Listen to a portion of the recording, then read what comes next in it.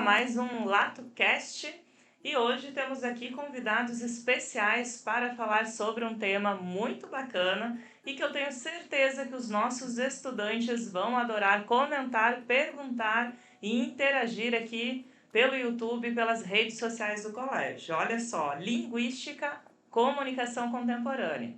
Comigo, maravilhoso, professor Charles. Literatura, língua portuguesa, história, sociologia, socioemocional, o que vocês quiserem, esse professor vai conversar conosco aqui. Seja bem-vindo, professor. Obrigado, professora. Gente que está assistindo aí pelo YouTube, que está ouvindo pela sua plataforma de podcast preferida. Que bom que você está aqui, professor Charles, professor da casa aí há uns 20 e tantos anos, 25, para deixar 25 que tá bom, né? 25 anos, comecei com História aqui no Lato Senso, passei depois para essa área da linguagem, da literatura, trabalho com literatura, trabalho com Sociologia também esse ano no terceiro ano, com Socioemocional, com os turmas de segundo, e vamos aí conversar, espero que seja uma conversa muito proveitosa. Junto com a professora Luana, eu tenho aqui alguém que você está imaginando, o que é que esse cara aí da banda de metal está fazendo. Ele não é da banda de metal, ele é um ex-aluno, mas ele não está aqui como ex-aluno, ele está aqui como doutor em letras. Doutor em letras. Vou deixar que ele se apresente. Rogério, querido, que prazer ter você aqui. Por favor, se apresente para a turma da casa aí. Certo, todos me ouvem? Todos me ouvem. Sim, eu devo olhar para a câmera? Deve. Para esta câmera aqui? Pronto. Bom, eu fico agradecido e até lisonjeado com o convite. Muito bom rever meu ex-professor, Charles Wilson, e conhecer hoje a professora Luana, minha correligionária da língua portuguesa. Eu sou Rogério Cardoso, como o professor Charles antecipou, sou mestre, na verdade, sou mestre em letras pela Universidade de São Paulo e doutor pela mesma universidade. Hoje já regressado à cidade de Manaus e atualmente professor de latim e língua portuguesa da Universidade Federal do Amazonas. Sou ex-aluno do Lato Senso, onde estudei de 1998 até 2011. Uma vida de comunicação no Lato Senso. 18 anos é um tempo bastante razoável, né? Ou melhor, de 98 a 2011, né? 13 anos, na verdade, não é? Já um tempo bastante considerável. E em 2008 e 2009 e metade de 2010, aluno do professor Charles Wilson. Não tirei nenhuma nota abaixo com ele. Verdade. Então, professor Charles, queres começar por onde? Vamos falar sobre os momentos contemporâneos, a linguística hoje? Acho que a gente tem que falar, e eu estava pensando muito nisso, a gente tem que conversar um pouquinho, porque eu sinto aqui no momento a gente poder comunicar um pouco com os alunos, algumas angústias que eles têm. E assim, de 100 alunos, 150 perguntam por que que eu estudo uma coisa tão diferente na escola do que eu faço no meu cotidiano. Que não é uma pergunta inovadora, mas para eles parece que apareceu ontem, né? Qual é a necessidade de eu me ater às regras da gramática, da norma culta, quando o coloquial, o cotidiano não corresponde a isso. Eu acho que é um bom ponto de partida da professora de redação e do doutor, do mestre, a gente poder conversar sobre isso. Vou deixar a batata quente com o Rogério, que é novo na casa, vamos ver o que ele fala, porque a gente já se esquiva botando a culpa dele das coisas. Rogério, cara, para ti esse lance assim, você que já foi aluno, óbvio, agora está nesse outro lado, né, da realidade, como é que você vê, de repente, na sua época de aluno, como é que você sentia esse descompasso do estudo da gramática, de escola e com a linguagem, e hoje você já tendo estudado muito sobre isso, o que você diz para a gente aí, cara? Bom, assim, sobre a minha época de aluno, eu confesso que não refletia muito sobre esses temas até ali o nono ano. Mas a partir do primeiro ano do nível médio, quando eu ingressei no cursinho de vestibular do professor Vilela, também professor da casa, eu me entusiasmei muito rapidamente pelo ensino da gramática, não só pela aprendizagem, como pelo ensino. Então, como é que surgiu o Rogério, professor, ensinando o colega do lado? Então, eu já havia assimilado rapidamente o conteúdo, o colega do lado, ou da frente, ou de trás não havia, e eu começava a dar pequenas dicas. E isso foi crescendo, crescendo, crescendo. Daqui a pouco eu comecei a dar aula para um colega de turma, depois para 2, 3 colegas de turma, mais tarde no cursinho de reforço e por aí vai. As coisas foram aumentando. Então eu confesso que até o nono ano eu não tinha não me vinha à cabeça refletir sobre o descompasso entre a norma culta e o português que eu falava no dia a dia. Sinceramente, não foi alvo de minhas reflexões. E quando eu ingressei no primeiro ano do nível médio, o entusiasmo pela gramática não me instigou a essa reflexão também, porque eu comecei a estudar a norma culta por conta própria, por gosto, entusiasmo. Mas não quer dizer que o meu caso se aplique aos demais alunos. Na verdade, o meu caso é absolutamente excepcional, eu tenho plena noção disso. Até porque, na minha época, vale lembrar, o tema da variação não estava tão em voga. Vale lembrar isso também. Esse tema da variação deve datar de uns 8 anos para cá, não sei, mais ou menos isso. Eu já tinha completado o ensino médio. Então, como esse tema foi trazido à baila, é natural que os alunos tenham começado a se questionar mais cedo acerca dessas discrepâncias entre o português que ele fala no dia a dia e o português que ele estuda nas aulas de gramática. Mas agora, puxando um pouco a brasa para a minha sardinha, eu vou fazer uma pergunta muito instigante para a professora Luana e para o seu professor Charles. Vamos voltar lá para o período helenístico, a que eu havia mencionado ainda há pouco, antes da entrevista começar. O que é que o senhor acha que impeliu os homens a fazerem gramática? Porque a gramática não surgiu espontaneamente, né? Por geração espontânea. O homem sentiu necessidade de fazer isso, de criar uma gramática, de normatizar a língua. O que é que o senhor acha que o impeliu a fazer isso? E eu pergunto também à professora Luana. Olha, num ensaio totalmente especulativo, eu acho que ele queria preservar o que era considerado uma forma elegante de falar. Não sei se é essa a resposta correta, mas eu teorizo que tenha sido isso. E a partir dessa necessidade, se acreditar que o registro, porque primeiro vem a fala, depois vem a escrita. Sim. Então, o registro escrito seria justamente para deixar como normatizado algo que era visto como belo, elegante, digno de ser preservado, até como arte. A questão e o pulo do gato que eu acho que a gente tem que enfocar é por que de repente o que foi uma estratégia de preservar, porque, de novo, essa é a minha tese, de preservar algo clássico, tornou-se uma normatização para tentar fazer que a linguagem coloquial se adequasse a isso. Porque é isso que nos traz de novo para a atualidade. Eu não sei se a Lulu tem alguma outra visão sobre essa coisa. Unindo a isso, além da questão, né, de guardar ou de registrar, eu acho que já vem a função também em organizar a sociedade. E aí mostrar que a comunicação ela vai modificando conforme aquele grupo social e qual a necessidade que aquele grupo tem. Então eu preciso registrar, se eu comecei a escrever, tenho domínio, estou passando esse registro para os outros, automaticamente eu tenho esse poder da escolha dessa escrita ou não. E aí a sociedade vai se organizando, existem momentos de comunicação específicos e é usada a linguagem mais oralizada, coloquial, ou então esse registro pontual que depois tornou-se a gramática. E isso eu vejo muito até hoje, no sentido que, por que o aluno tem essa dificuldade de entender que se estuda algo na escola e fala de outra maneira, ou escreve de outra maneira nas redes sociais, por exemplo, outros comportamentos? É justamente entender que a linguagem ela modifica conforme a necessidade do ser humano. Então, qual é o contexto social que eu estou naquele momento? E com quem eu estou? Quais são as pessoas que participam? Então, o adolescente na sala de aula, automaticamente ele tem um certo cuidado, como ele vai conversar com o professor, vai fazer um pedido à coordenação, à direção. Mas o mesmo grupinho de adolescentes no shopping, ou em um jogo de futebol, ou em um show musical, eles vão utilizar outra linguagem, porque é uma outra comunicação, outro espaço, um outro contexto. Mas eles não se dão conta de como isso funciona no estudo, eles simplesmente vivenciam isso. E é essa dinâmica de aprender regras gramaticais, entender o que é variação linguística e também entender o que é preconceito linguístico, que é justamente em que momento eu uso qual linguagem.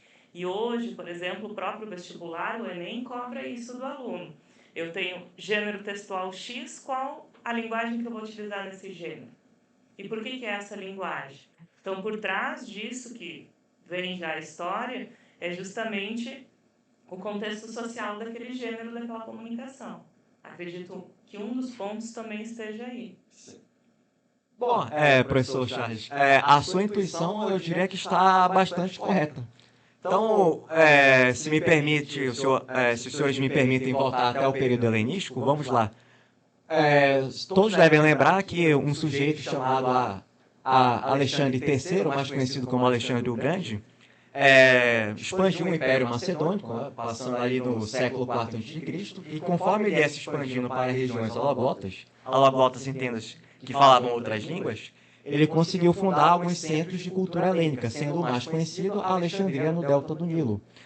Então, o que aconteceu? A língua grega, ao ser levada para outros lugares, começou a se modificar, devido ao contato linguístico e ao próprio passar do tempo, porque a língua muda com o tempo. E o que aconteceu? O chamado grego koiné, ou grego comum, começou a se diferenciar muito do grego usado pelos filósofos clássicos, pensadores clássicos, os poetas clássicos como Alceu, Píndaro, Anacreonte, Platão, Aristóteles, e mais distante ainda do grego homérico, que é mais antigo, deve datar mais ou menos ali do século VIII, IX a.C. Então, o que aconteceu? Aqueles alunos do período helenístico tinham dificuldade de entender esse grego mais antigo. Então, qual foi a conclusão a que chegaram os sábios alexandrinos? Nós precisamos de um estudo sistemático de língua para que esses alunos possam compreender essa versão de grego mais antiga e para que eles possam propagar ou mesmo perpetuar o legado cultural, literário e científico dos gregos. Ou seja, foi uma noção de alteridade que impeliu os grandes eruditos da época a fazerem gramática. Ou seja, foi a variação por si só, ou melhor, a percepção da variação que impeliu os homens a fazerem gramática. Ou seja, não é irônico, né? Porque a princípio as pessoas acham que a variação é a ideia de que tudo pode, cada um pode falar do jeito que quer, mas na verdade foi a própria variação que estimulou a ideia de criar uma norma culta.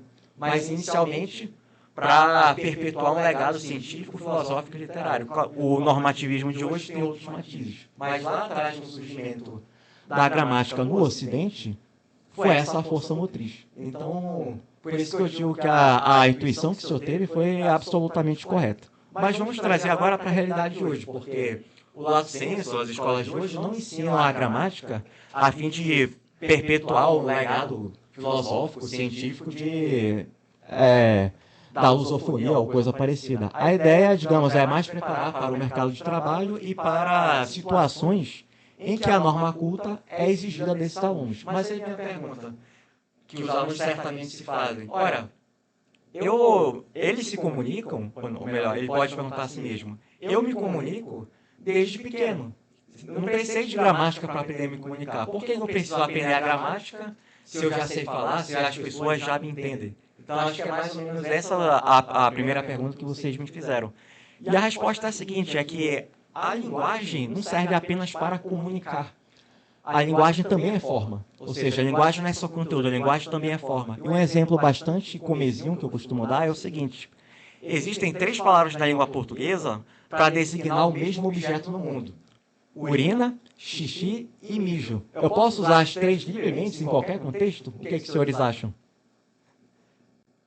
Sinto-me na sala de aula hoje de manhã. Aí, um relatório médico, qual dessas 3 palavras é mais provável? Eu ia chutar que não, mas ia pedir do colega mais inteligente para responder. Então, qual dessas 3 palavras que eu citei, que designam o mesmo objeto no mundo externo, qual delas, por exemplo, vai aparecer no relatório médico? Urina. A urina. Ou seja, a linguagem, se fosse apenas conteúdo, comunicação, tanto faz, poderia usar qualquer uma. Mas não, linguagem também é forma. E é por isso que os alunos aprendem gramática e aprendem que a língua possui modalidades a depender do gênero textual, a depender do lugar onde ele está, da pessoa com quem ele está falando.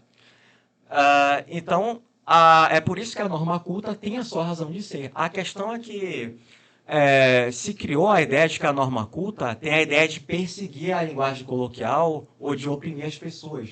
Mas isso é falso. A norma culta abre portas para as pessoas. Por exemplo, muitos alunos aqui no lato sensu optam por ir para a área jurídica, né? Fazer o vestibular para o direito. Ora, sem o conhecimento da norma culta, ele não vai ler a Constituição, ele não vai ler o Código Penal, ele não vai ler os textos jurídicos, porque nele se emprega uma modalidade de língua que é a modalidade culta. Ou seja, se ele ficar só com o português do dia a dia dele, isto não vai ser suficiente para que ele entenda outras modalidades de texto. também não será suficiente para que ele possa usufruir do nosso patrimônio literário. Sem norma culta, ele não lê Machado de Assis, ele não lê, não digo nem o Machado, que o Machado é um pouco mais difícil, mas ele vai ter dificuldade para ler um Graciliano Ramos, uma Raquel de Queiroz, ou seja, limitar o conhecimento do aluno, o conhecimento linguístico, ao dia a dia dele, é limitar os horizontes comunicativos dele. Ele só vai saber se comunicar em certos contextos, só vai ler certos tipos de texto e só. Ou seja, isso vai gerar uma limitação para ele. Outra coisa, sobre a questão de opressão e norma culta não oprime ninguém. Pessoas oprimem pessoas. Então, a ideia da opressão é que muitas vezes as pessoas detentoras do conhecimento da norma culta ridicularizam as pessoas que não têm ou que não tiveram oportunidade de tê-lo. Mas, na verdade, o preconceito linguístico que a professora Luana mencionou não é propriamente linguístico, ele é muito mais um preconceito social, um preconceito de identidade. Porque a língua é identidade. Então, como o senhor mencionou, hoje eu sou um doutor pela USP. Então, pelo modo como eu me expresso, pelo modo como eu falo, com as escolhas lexicais que eu faço, eu crio uma identidade linguística minha. O senhor tem a sua identidade, a professora Alana tem a dele. E o jovem que está aqui no Fundamental e no Médio também tem a dele. Então, a questão da opressão, eu repito, é muito mais uma questão social, uma questão de empatia, do que uma questão de linguagem, propriamente. A norma culta, eu sempre falo isso, expande os horizontes comunicativos do aluno, para além do português com que ele convive diariamente. Eu vou deixar o Lu comentar, mas antes eu queria fazer isso que no meu entendimento, a gente está fazendo aqui uma idealização da norma culta. Quando você diz assim, a norma culta, eu entendo o argumento, mas eu acho que a gente está tomando um pouco o efeito pela causa. Quando você diz, se eu não tenho a norma culta, eu não entendo, por exemplo, um bom texto literário ou a normatividade do registro jurídico.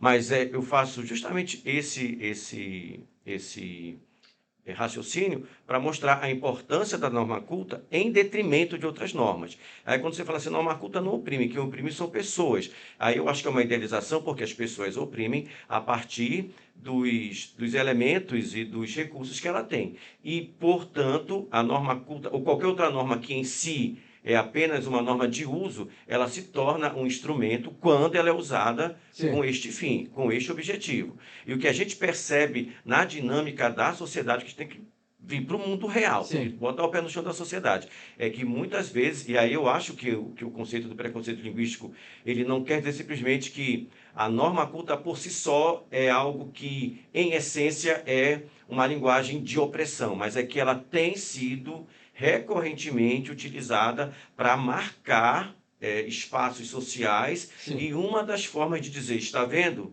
Eu tenho domínio dessa linguagem, você não tem. É nesse ponto que o conceito faz sentido. Não, até porque seria extremamente ingênuo da gente achar que, não, a ideia de que a norma culta por si só ela surgiu para oprimir. Não, é que ela se torna como outros marcadores sociais, né, de prestígio, de nome, de status e até de cor, se tornam instrumentos utilizados para fazer distinção e gerar relações preconceituosas entre as pessoas. Então, eu acho que o conceito é válido de preconceito linguístico quando a gente entende que o conceito foi gerado para mostrar isso, que uma das formas de estabelecer esses status, esses desníveis e esses marcadores de superioridade é o uso da norma culta como a norma padrão, a norma prestigiada, a norma que eu sei, e eu sou, portanto, algo melhor do que você que não sabe tanto e se torna algo inferior. É nesse ponto que eu acho que o conceito vale. Eu vou deixar a Lulu falar aí. Acho que tu queria falar, né, Lulu? Antes do preconceito, ainda pegando o gancho sobre a questão, trazendo hoje os adolescentes, a preocupação com o vestibular, a grande questão é justamente eles entenderem o estudo dessa língua para o conhecimento, para o sentido de entender as diferenças entre os gêneros textuais, as leituras, a própria escolha da profissão. Às vezes muitos, eu não gosto de ler, mas eu quero fazer direito. Então, opa, tem alguma coisa aí que não tem relação. E não estudar ou achar que a escola quer punir o aluno estudando a norma culta ou fazendo perguntas, exercícios norma culta pela norma culta. Então, o que eu vejo hoje, do período, por exemplo, desde que eu saí da faculdade na sala de aula, é justamente essa ideia que o aluno consiga compreender que estudar a norma culta é você ter o conhecimento daquilo ali, mas principalmente como utilizar esse conhecimento.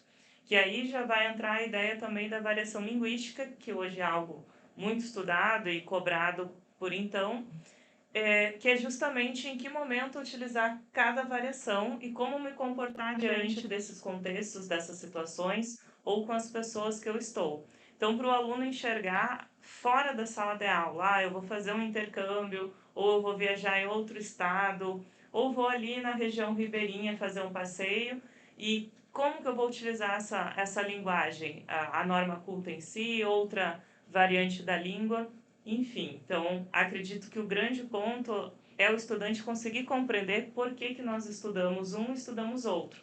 Porque, às vezes, até na sala de aula, quando eu vou trabalhar a variação linguística, surge o questionamento. Não acredito que agora, na aula de português, a senhora vai ficar mostrando aí o que o pessoal escreve errado na rede social. E aí também essa questão, né, de erro, de desvio gramatical, enfim, entender os contextos do que é usado em uma rede social ou o que é usado na escola e assim por diante. E sobre o preconceito linguístico, né, o conceito em si, a partir dos estudos de variação linguística, eu entendo que é justamente por esse lado. Não a norma culta por si só, mas é a pessoa como está utilizando essa norma culta e também a variante do preconceito linguístico é de oprimir a pessoa pelo sotaque que ela tem ou pela escolha linguística que ela faz por determinada região. Então, entra mais essa variante ainda dentro do preconceito linguístico. E aí eu acho que o Rogério quer falar, eu queria só pedir um instante teu, Rogério, porque tem uma coisa que tu falaste que eu concordo muito mesmo, que é a ideia da gente entender que a norma culta, ela expande, ela faz você entender melhor a si, o mundo, a realidade, ela humaniza o ser humano desculpa a redundância, humaniza o ser humano, de uma maneira mais plena. Eu acho que ela é necessária. O que acontece é que a gente tem uma espécie de raciocínio disruptivo. É como se a criança chegasse e falasse assim, a criança se comunica desde pequena, né? Por que vai para a escola? É como se numa situação bem idealizada, é como se a criança chegasse na escola e ela recebesse a seguinte mensagem, olha, você sabe falar, né? Mas agora você vai aprender a falar certo, que é a norma culta.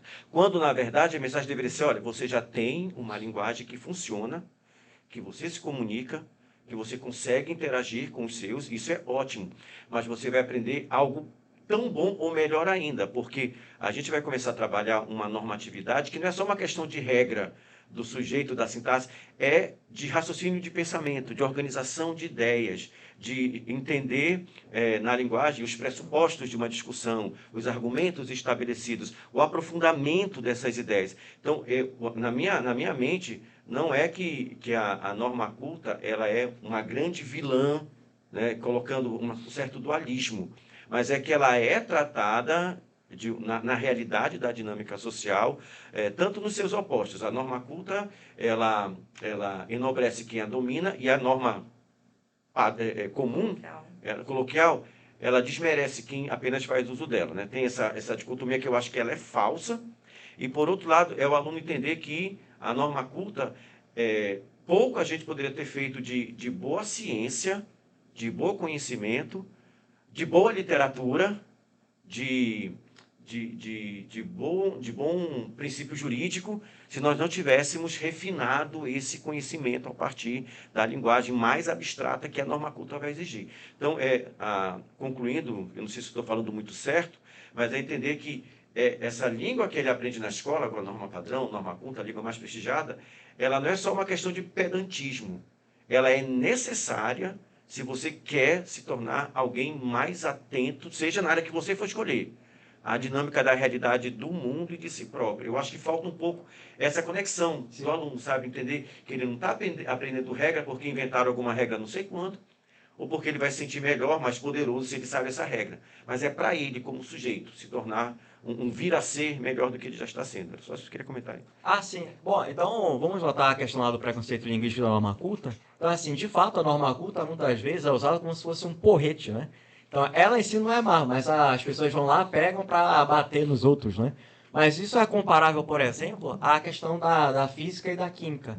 Elas não são inerentemente boas nem mais, mas elas podem ser utilizadas, por exemplo, para descobrir um remédio um remédio inovador ou um aparelho eletrônico de última geração, como pode ser usado para inventar uma bomba nuclear. Foi o caso, inclusive, de Oppenheimer, né? Que morreu o físico Oppenheimer, físico alemão, se mudou para os Estados Unidos, participou do projeto o projeto Manhattan de criação da bomba atômica, que foi usado lá em Hiroshima e Nagasaki. Mas isso não poderia ser utilizado para criminalizar a física atômica, por exemplo. Até porque a física atômica foi utilizada para a geração de energia, usinas nucleares, por exemplo. Então, a relação aí, por isso que eu digo, é que pessoas oprimem pessoas. E o conhecimento que elas têm, ou de que elas fazem uso, é que podem ser usados para reprimir. Mas não quer dizer que o instrumento em si, ele seja mau. A norma culta, por si só, não é má, tampouco a física ou a química. Então, era mais ou menos esse o ponto, essa analogia que eu queria fazer, né, com o Oppenheimer e o projeto Manhattan. Então, a questão da norma culta é justamente essa. Ela existe para expandir os horizontes linguísticos dos alunos e das pessoas que a estudam. E outra coisa também, a norma culta, num país grande e heterogêneo como o Brasil, tem a vantagem, digamos, de refrear, no bom sentido, uma variação que seria, digamos, contraproducente no nosso território. Porque, por exemplo, ela é do Rio Grande do Sul, cuja formação histórica e ética é bem diferente do nosso estado. Então, se não houvesse uma norma culta multissecular, talvez o dialeto gaúcho já estivesse muito apartado do nosso. Foi assim, por exemplo, que o latim se fragmentou, porque no início da Idade Média, o analfabetismo era ubiquitário na Europa Ocidental, né? Só para o senhor ter uma ideia, dizem que Pepino Breve, lá da dinastia carolíngia, só aprendeu a escrever o próprio nome adulto. Ou seja, a gramática era uma coisa que praticamente não existia. E foi em virtude disso que o latim se modificou, tomou cada forma em cada região, e daí surgiu o português, o espanhol, ainda dialetos minoritários como o galego, o valenciano, o francês, o provençal, etc. Ou seja, até mesmo numa visão mais pragmática da coisa, a norma culta tem essa vantagem. Nos deixar mais ou menos unidos como nação. Ou seja, criar uma identidade linguística nossa. Não só aqui no Brasil, como nos demais países lusófonos, né? Se não fosse isso, certamente já o falar de Moçambique já seria irreconhecível, ou de Angola, ou de São Tomé e Príncipe. Então, também eu gostaria de pontuar essa vantagem na existência de uma norma culta. E só a título de curiosidade, a nossa primeira gramática portuguesa data de 1536, de Fernão de Oliveira. Ou seja, coincidiu mais ou menos com o período das grandes navegações. Se nós pensarmos que a primeira cidade brasileira fundada aqui, por Martim Afonso de Souza, foi São Vicente, no litoral paulista, em 1532. Ou seja, como o Camões falava, né, singrar os mares nunca dantes navegados, quem singrou os mares nunca dantes navegados também foi a gramática, no bolso dos jesuítas, que usavam para fins catequéticos, né? Então, olha só, gramática e história andando lado a lado. Eu acho... Desculpa. Não, eu ia comentar essa questão geográfica, né? Pensando no Brasil, a imensidão geográfica que é. Se justamente não tivesse a norma culta nessa unificação, realmente, é como se cada estado tivesse o seu próprio dialeto. E por isso que nós tivemos aí os últimos acordos ortográficos, justamente pensando nessa questão da parte da norma culta em relação a todos os países que têm a língua portuguesa como a sua língua principal na fala e na escrita. Eu não sei quem foi que falou, é uma paráfrase que eu vou fazer agora, né? Mas alguém disse, porque você falou dessa questão do início da língua portuguesa no território brasileiro, do que vai ser o território brasileiro, ainda colônia, alguém disse que a língua oficial é uma língua seguida do poder das armas. Sim, acho que isso foi o... Não sei se foi o Labov, não foi o... É uma paráfrase que eu estou fazendo. Foi o Weinreich. Weinreich, Labov e Herzog. Deve ter sido da China, assim, um nome chinês desse. Né? E o que eu estou fazendo referência, porque a questão da língua que vai repercutindo nessa nossa questão que a gente está conversando, é da colonização, e aí entra a outra questão, que a vinda do projeto colonizador foi, entre outras coisas, né, de um projeto linguístico, em muitos momentos atropelado pela enorme variedade das línguas indígenas, e tem alguns capítulos muito tristes. Né? O capítulo que você falou do jesuíta no bolso, eu não posso esquecer da imposição jesuíta dessa língua à força, inclusive, para citar um jesuíta famoso, o padre Anchieta, quando ele escrevia as suas peças, estou pensando muito no Alto de São Lourenço, ele ensina ali aquele dualismo da fé cristã e da crença dos indígenas, colocando bem versus mal. E eu sempre falo isso para os meus alunos, para eles perceberem até no início da construção colonial, da visão desse território colônia. Quando os anjos falam na peça, eles falam o português lusitano, quase camoniano. Quando os demônios falam, eles falam em tupiniquim.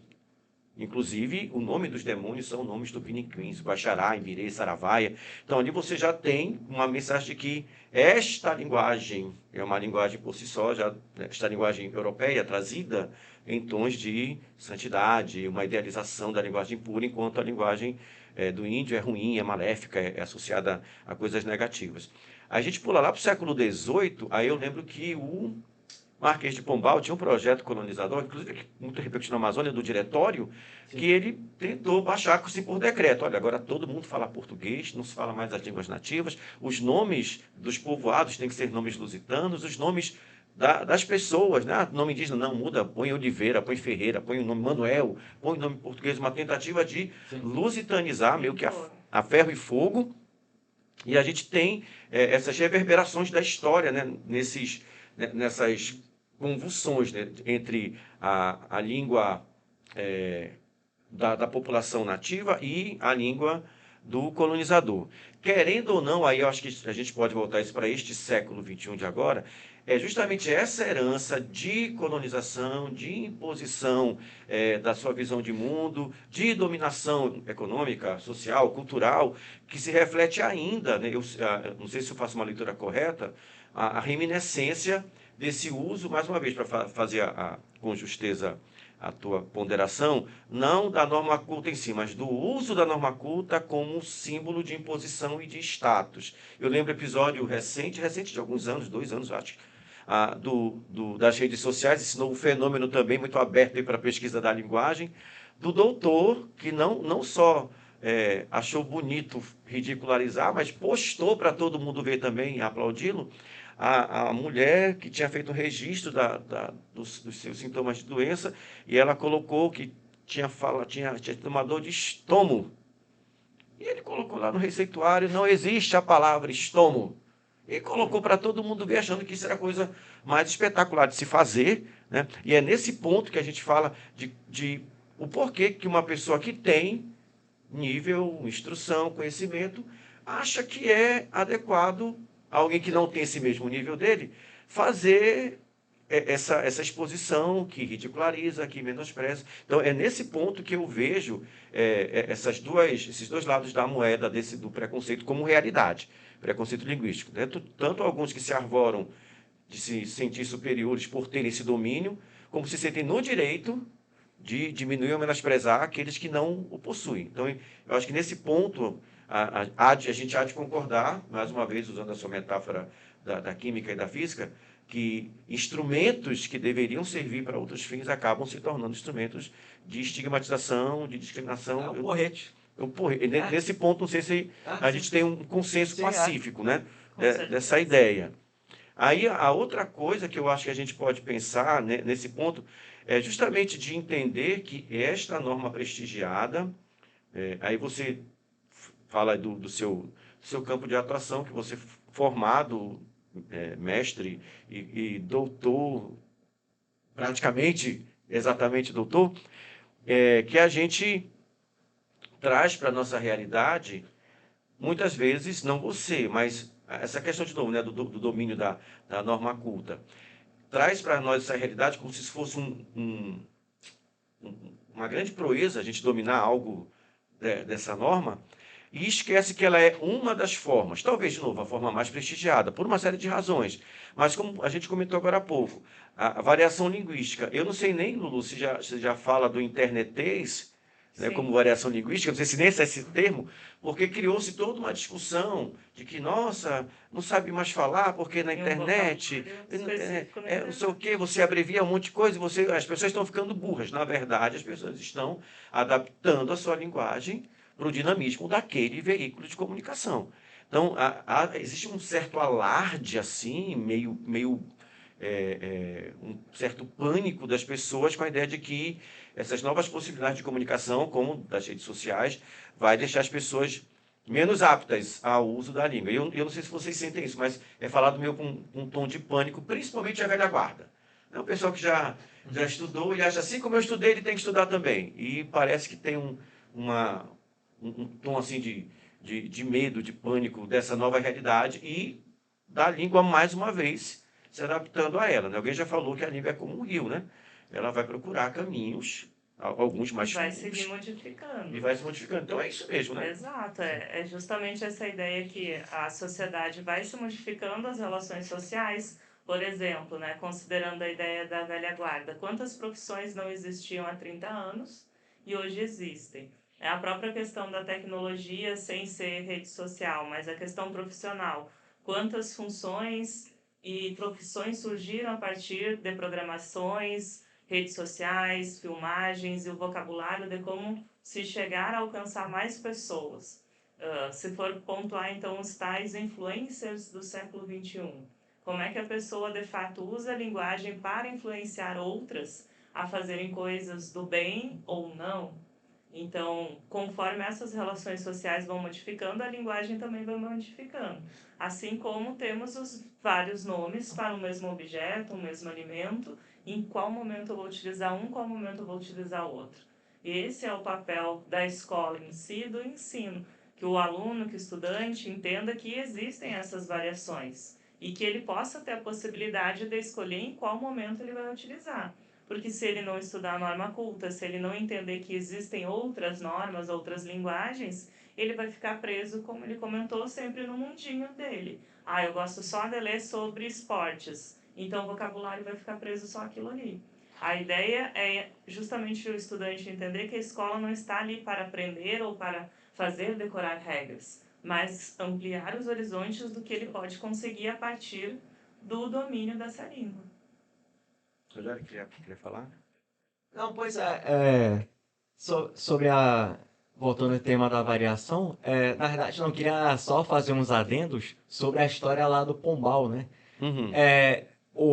Assim, só relembrando, não sei se todos se recordam, né? O nome dele era Sebastião José de Carvalho e Melo, que ficou mais conhecido pelo título nobiliárquico de Marquês de Pombal. Naquela época, devia haver no Brasil, acho que mais de 500 línguas indígenas, provavelmente devia haver mais que isso, com destaque para as chamadas línguas gerais, que eram usadas pelos jesuítas para fins catequéticos. Mas com a chegada de Pombal, ele não só impôs a língua portuguesa, como ele também proibiu o uso da gramática latina do padre Manuel Álvares, que era jesuíta. E ainda mandou fechar vários colégios jesuíticos, ou seja, a educação colonial já era bastante precária e ele ainda fez o favor de piorar. Marquês de Pombal. Então, se fosse falar de eventos tristes em termos linguísticos, acho que Pombal foi um episódio à parte na história das línguas brasileiras e dos idiomas aqui falados. Então, quando Cabral chegou aqui, devia haver algo em torno de 1.000 línguas indígenas. Hoje deve haver algo entre 160 e 180. A contagem é um pouco difícil, porque muitas vezes é difícil diferenciar, que assim, a questão das línguas, não há muitas vezes uma fronteira muito delimitada. Então, a partir dessa linha é uma língua, a partir da outra linha já é outra. Então, às vezes é difícil diferenciar língua e dialeto. Mas a contagem de línguas indígenas é mais ou menos essa. E a ideia que o senhor queria retomar e não estava conseguindo, que salvo engano é de Weinreich, é que a língua oficial é aquela que tem marinha, exército e aeronáutica. Então isso, claro, é uma espécie de um gracejo, mas a ideia é dizer mais ou menos o seguinte, é que a língua oficial, do ponto de vista semiótico, ela não é necessariamente melhor ou mais comunicativa do que uma língua regional. A questão apenas é que ela tem mais prestígio, ela tem a chancela do Estado. É por isso que ele fala em marinha, exército e aeronáutica. Então poderíamos comparar o castelhano, ou o espanhol, como preferirem, né? A língua oficial da Espanha, e uma língua regional como o galego. Ou seja, lá na Galiza, que fica no norte de Portugal e no oeste da Espanha, tem o espanhol como oficial, o castelhano, e o galego como cooficial. Mas veja que o status não é o mesmo, porque o castelhano é usado em praticamente não, em todo o território espanhol. Ou seja, a diferença não é que uma língua é melhor que a outra, é mais comunicativa, mais rica ou menos rica, mais bela ou menos bela. A questão é meramente uma questão de prestígio histórico estatal. Basta pensar, por exemplo, que a primeira gramática galega, salvo engano, data ali do século XVII e XVIII, porque durante todo esse tempo o galego foi tratado como um idioma meramente regional, sem muita importância literária ou política. Ao passo que o castelhano já está gramatizado, esse é o termo que nós usamos na academia, desde 1492, quando veio a lume a gramática de Antônio de Nebrija, a primeira gramática castelhana. No mesmo ano, 1492, o senhor que é da história deve lembrar, em que os espanhóis tomam Granada e que Colombo chega às Américas. Ou seja, no mesmíssimo ano surgiu a primeira gramática castelhana. Ou seja, isso mostra que o prestígio multissecular do castelhano se contrapõe, digamos, a um status meramente regional do galego, que vem aumentando nos últimos anos, mas à custa de muito esforço, né, dos próprios galegos e dos habitantes daquela região. Gente, parece brincadeira, mas o nosso tempo já está se esgotando. Parece que a gente conversou há 10 minutos, mas eu queria assim, propor encerrar ou com talvez uma análise bem ponderada da realidade, ou uma expectativa esperançosa que seja, mas o que é que a gente pode esperar dessa relação que sempre parece para o nosso aluno, sempre parece muito dualista entre norma culta e outras variantes da língua, né? O que a gente, considerando que a gente já viu no que vem acontecendo desse processo, de como está agora, o que a gente pode pensar, hipotetizar, imaginar? Eu vou começar muito esperançoso, tá? Quando eu estava nos anos, eu estava comentando isso no almoço, nos anos 80, eu estudava o ensino fundamental, chamava ginásio, aquela série de quinta e oitava série. Quando eu estudava no ginásio, a gente tinha que decorar as regras e responder na prova as regras. E era isso. A gente não tinha a menor noção de por que aquilo estava sendo feito. A gente tinha que saber para a hora, que era a hora da prova, e depois podia esquecer, que não ia perguntar nunca mais. A gente sempre faz crítica porque a gente acha que quer que tudo melhore, né? Mas hoje eu vejo pelo menos uma discussão onde já se diz que você tem o ensino das regras, porque ele tem uma finalidade que envolve não só posição social, mercado de trabalho, mas para mim envolve a questão, muito Antônio Cândido, sabe, que a literatura humaniza. Eu acho que a pessoa que é boa conhecedora da norma culta, ela é boa leitora, ela é boa conhecedora da realidade. Ela não é boa escritora não, pode até ser, mas não é necessariamente, mas é boa leitora. E leitora de texto vai ser boa leitora de mundo. Então, a minha expectativa é que a gente consiga desfazer esses maus entendidos e entenda o lugar da norma culta como necessária, mas que ela é uma das muitas variantes de linguagem. E eu acho, né, não sei se estou sendo muito ingênuo, Lulu, mas eu acho que a gente vai conseguir, daqui, quem sabe, uns 10 anos, olhar um outro panorama de perceber que na sociedade já existe o entendimento de que esta norma tem a sua necessidade de ser ensinada, mas que ela não desmerece, e como você falou, não é mais, talvez, não mais bonita, nem mais versátil, né? Ela se comunique com as outras formas de linguagem de uma maneira menos tensa, menos traumática e menos, sei lá, colapsante do nosso bom estado. O Rogério quer falar. Aí, Rogério, tu fala. Eu já estou terminando, tá, querido? Obrigado. Eu vou ficando por aqui, vamos ouvir o Rogério e a Lulu. Não, sim, só... Desculpa, Rogério. Aí a Lulu que vai terminar, ela já despede todo mundo, Sim. tá bom? Sim, é só uma observação. A professora Luana tinha falado da questão das abreviações, que isso estaria, digamos, virando um vício. Mas o que pouca gente sabe é que antigamente se usava muitas abreviações, né? Então, por exemplo, se os senhores forem lá ao meu perfil do Instagram, vou até fazer uma propaganda de mim mesmo, @rogerio.romanófilo, tá? Romanófilo, que é um epíteto que eu adotei. Eu publiquei lá uma imagem de um texto português do século XIV, em caligrafia gótica. Lá está cheio de abreviação, mas por quê? Era preguiça? Não, porque a tinta e o pergaminho eram muito caros. Ou seja, até mesmo um fator externo desse interfere sobre as manifestações linguísticas. Então, a questão da abreviação não é vício de internet, não. Antigamente já se usava e, se duvidar, até mais do que se usa hoje. E uma outra observação, o senhor tocou num tema interessante, que é a metalinguagem, que os alunos muitas vezes decoram as regras, decoram as classificações e ficam por isso mesmo. Então, imagina, por exemplo, que eu vou formar um cirurgião. E a única coisa que eu ensino para ele é o nome dos instrumentos cirúrgicos. Pronto. Ó, isso aqui se chama bisturi, isso aqui se chama afastador, isso aqui, não sei, se chama algodão, e pronto, isso mesmo de achar que assim eu formo um cirurgião. Não. Eu tenho que ensinar o indivíduo a manejar aquele instrumental todo. E com a metalinguagem gramatical, há de ser a mesma coisa. Ou seja, é ensinar o nome daquelas peças para que o aluno saiba manejar aquilo com segurança e não simplesmente etiquetar as coisas como se fosse um fim em si mesmo. Então, esse é um grande desafio que o ensino gramática ainda há de enfrentar nos próximos anos. Bom, Charles e Rogério, eu também tenho essa visão positiva como você, e eu acredito que o que já se mudou ao longo do tempo e como nós vamos continuar mudando é justamente a comunicação entre universidade, escolas e professores que estão na escola. Porque isso que você sentiu como aluno, eu tive muito entre ensino fundamental e médio. Então, um ano, aquele professor que só mandava decorar, que dizia que tinha que decorar para a prova e deu. E aquele professor que trazia a partir do texto e tentava pelo menos mostrar a partir do uso da linguagem. Então as coisas evoluem, as pessoas modificam, a sociedade modifica, a língua vai modificando, e é isso que acontece. Então a minha esperança é que as pessoas entendam que isso faz parte do ciclo.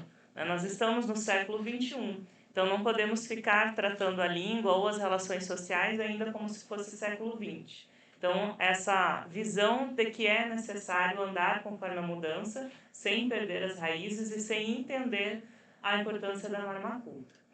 Então, eu espero que esse diálogo sempre se amplie. Por que eu falo universidade e escola? Porque muitas vezes nós não conseguimos transportar o que é estudado na universidade para a sala de aula junto com o aluno.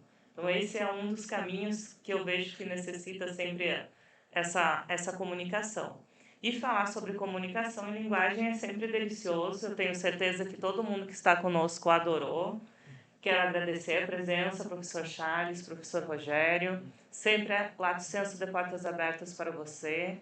Queremos mais momentos aqui conosco. E quero aproveitar, não esqueçam de curtir, deixar o comentário, já ativa o sininho aí para receber as novidades. Toda semana tem LatoCast Podcast com mais professores aqui, temas importantes para vocês. Inclusive, tem sugestão de algum tema? Então aproveita, deixa aí nos comentários. Compartilha lá nas nossas redes sociais também no @LatoSenso. Até a próxima. Valeu, querido. Até a próxima. Tchau, obrigado.